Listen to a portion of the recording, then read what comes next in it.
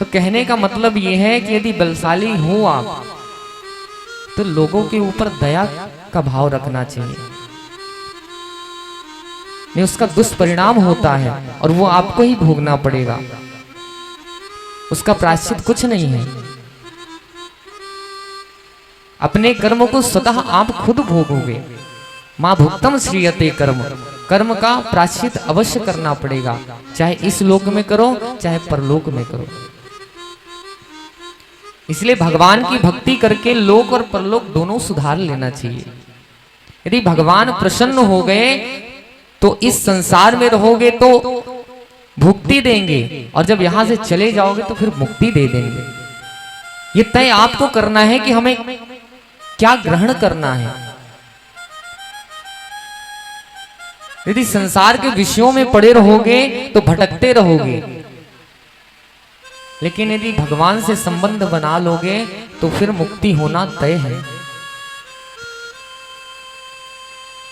नहीं तो पुनरपि जननम पुनरपि मरणम, आते जाते रहोगे, संसार में आओगे फिर नरक को जाओगे, फिर आओगे फिर जाओगे, ऐसा चक्कर चलता रहेगा। और 84 लाख योनियों के बाद जब मानव देह मिलता है तो ये हमको समझना चाहिए कि भगवान की भक्ति के लिए ही मिला है। ये जो जीवन हमको मिला है सिर्फ और सिर्फ भगवान भगवत प्राप्ति के लिए मिला है। जब बालक माता के गर्भ में रहता है तो छटपटाता है, अत्यंत पीड़ा होती है जब गर्भ में बालक रहता है, और उस पीड़ा में वो भगवान से वादा करता है कि प्रभु एक बार आप छुटकारा दो हमें यहां से, गर्भ से, मैं अवश्य इसी देह से आपको प्राप्त कर लूंगा।